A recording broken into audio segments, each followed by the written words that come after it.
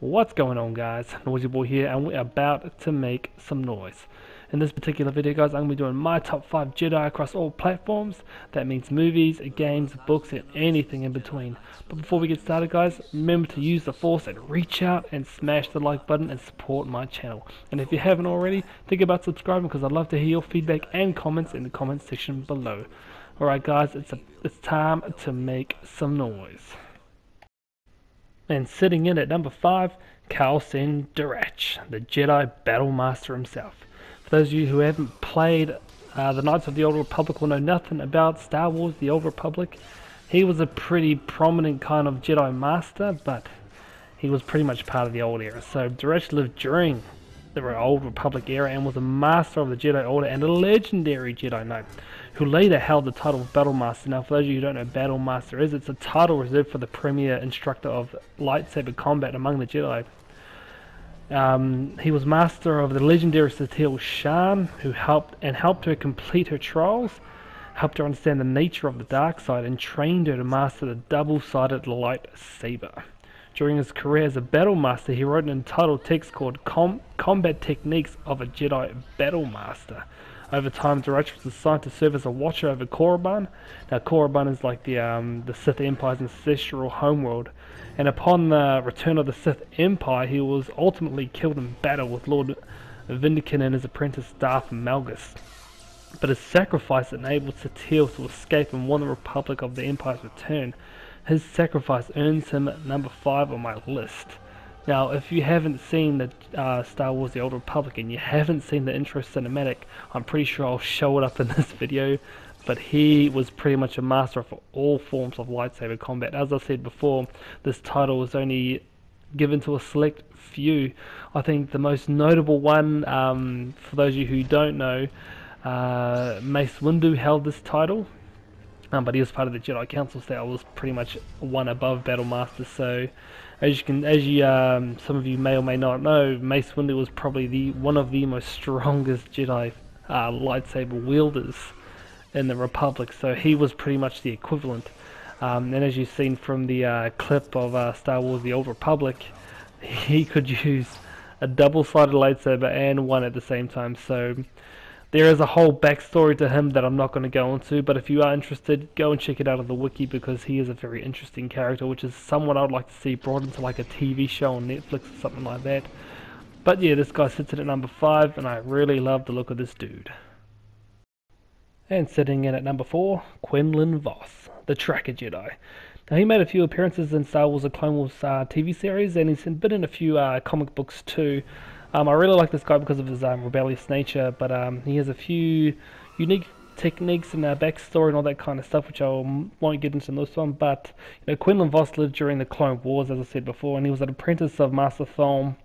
And also, after achieving the rank of Master, he took on Aayla Secura as his apprentice. Now, if you don't know who Aayla Secura is, she's, I think, don't quote me, but I think she was on the Jedi Council. I know she wielded 2 lightsabers and she was powerful in the Force.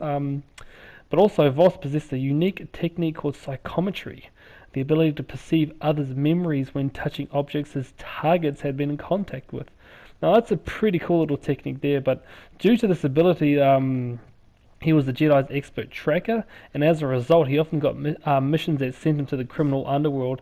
So a lot of the comics that he's in obviously in the underworld, solving crimes, trying to track down other criminals, all that kind of stuff. But yeah, that's like a unique kind of thing for any Jedi. So, but Voss also gained a reputation as a rogue. He didn't always follow the rules of Jedi life. In one such instance, he was assigned to assassinate Count Dooku. If you've seen the comic books, that's pretty much what he was assigned to do. But on the condition that he was to aid his aide or someone who had to partner with him was Asajj Ventress. They did end up failing, and as a result, he succumbed to the dark side. But he was also, there's a big backstory to it and all that kind of stuff. But he was brought back to the light by his love of Ventress, because what had happened was, when he was assigned to her, they pretty much hated each other to start with, but they kind of relied on each other, worked together, and just kind of realized that the two of them were not too different, and pretty much love bloomed from there. But having both having him both experience the light and the dark sides of the Force is why he comes in at number 4. Like I said before, he had that rebellious nature about himself. I reckon, just like Dirach, you could make a TV show or even like a short film or something like that about Quinlan Voss. You can actually see that if you go back to Phantom Menace, you actually get to see him in there. They don't actually tell you, but he's in the episode when Anakin was young, and I'll show it if I can find a snippet or a picture or a shot like that. I'll show it in this little snippet here, but I think this guy was highly underutilized. He could have been, he could have been one of the favorites to everyone here. But again, if you've watched the Clone Wars TV shows and you follow the comics, a lot of people highly recommend Quinlan Voss as being, more dove into. So it's pretty much why he sits there in at number 4 for me. And sitting in at number 3, Master Yoda, Grand Master of the Jedi. Now, I know a lot of people have been like, oh, that's pretty obvious, but man, you can't go past our little green friend.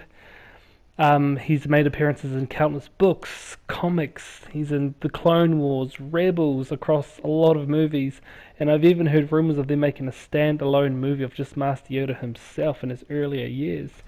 But he's been around so much and for so many years, but not much is actually officially known about Master Yoda. What is his race? His species' home planet, and but a lot of people know of him, like I was saying before. Renowned within the Jedi Order for his wisdom, power in the Force, and lightsaber combat, he lived for nearly 900 years, also having part in training almost every single Jedi in his Jedi Order. After his failure to defeat Palpatine, he put himself into self-imposed exile to await a new hope, with also completing his training given to him by Qui-Gon on retaining one's consciousness after death. But how does that work at the same time? Yoda is loved by many and become a pivotal figure in galactic history, which is why my little green friend comes in at number 3. Now come on, Yoda is pretty much the epitome of the size matters not. From lifting huge objects to his blazing speed with a lightsaber, it's hard not to like Yoda. Obviously in his time during the Republic's era, he was obviously the most powerful Jedi, or wisest Jedi out there. Some people thought, some of the Jedi just thought he had no limits. And then when it came to the Clone Wars, it obviously took a lot out of him. But obviously his destiny wasn't to just go on through the Jedi Order. It was obviously to train Luke Skywalker. But, like I was saying before, he's been in so many books, comics, movies, and all that kind of stuff, but not much is actually known about him. Would you like to see a standalone video about Yoda? I'm not quite sure how that would work because CGI would be just everywhere. Would it work? And would you like to see that? I would love to see my little green friend make his way back to the stage once again and just be up there for everyone to see. But this is pretty much why he sits in at number 3. And sitting in at number 2, Qui-Gon Jinn, student of the living Force. Goddamn Liam Neeson! God damn it! One of the best characters they ever had, and he gets killed. Big play by Liam Neeson. Now, to tell you the truth, I could be completely wrong, but I don't think I've ever seen Liam Neeson die on TV before. Apart from Darth Maul killing him, but apart from that, there probably is something, but Liam Neeson is too cool to kill off. Like, honestly, why do you think they brought him back? He's like a Force ghost. Anyway, Qui-Gon Jinn, apprentice of Count Dooku and considered a maverick in the Order.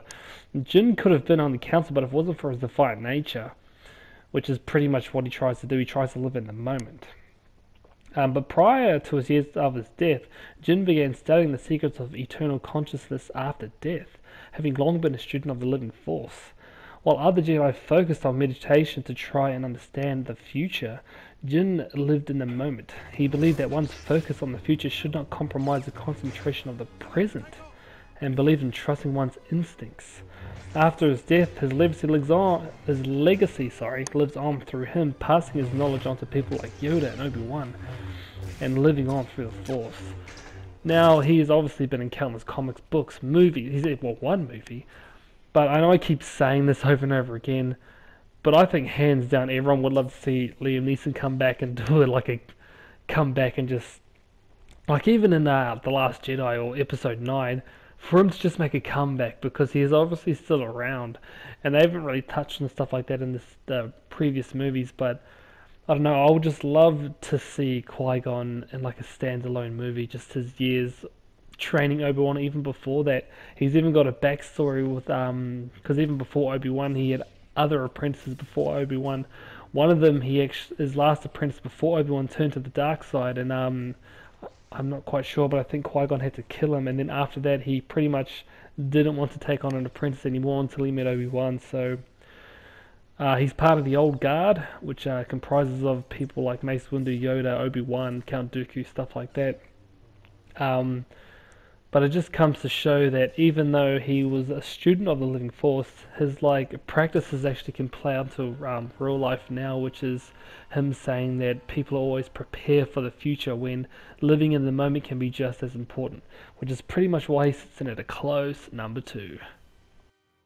And sitting in at my number 1, Revan, the Prodigal Knight.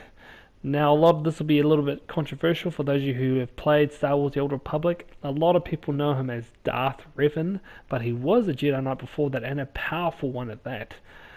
Honoured as the Revan, reviled, I should say, as Revan the Butcher, dreaded as the Dark Lord of the Sith, Darth Revan, and praised as the Prodigal Knight. Revan played a pivotal role as a Jedi and Sith in the Mandalorian Wars and the Jedi Civil War. Very charismatic and believed to be a military genius, Revan and good friend Malik openly criticized the Council for their inactivity in the Mandalorian Wars and gathered Jedi against the Council's orders and aided the Republic in their struggle against the Mandalorians, eventually winning critical battles and also fighting and defeating Mandalore the Ultimate in one-on-one combat. Now, Revan was Anakin level prodigy, so powerful in the Force, and one of the few people to wield a purple lightsaber, but he did dual wield too as well. So I reckon The Last Knight is going to be linked through Star Wars The Old Republic. There's going to be a few events that I'm not going to get into that I've been told about through very legitimate sources, that the old Star Wars The Old Republic is going to be linked through Star Wars The Last Jedi, the movie that's coming out very, very soon. I'm not going to get into it so far, but I'm kind of hoping this links into Revan too, that they will bring like a TV series on Netflix or a standalone movie. Please, Disney, do a movie about Revan. Trust me, guys, he was awesome as a Jedi and even better as a Sith. Now, if you've played the movie itself, pretty much able to use the dark and the light sides of the Force, became a Force spirit and all that kind of stuff, then broke up his good and dark side apart, but was the same person at the same time. Now, Revan was cool because he was just a badass. He was pretty much all the previous characters I was just talking about. Revan was pretty much a bit of every single one of them. He was defiant, he was honourable, he was just, his thirst for knowledge is just so, he's pretty much the perfect Force wielder. It's like almost what Anakin was supposed to be.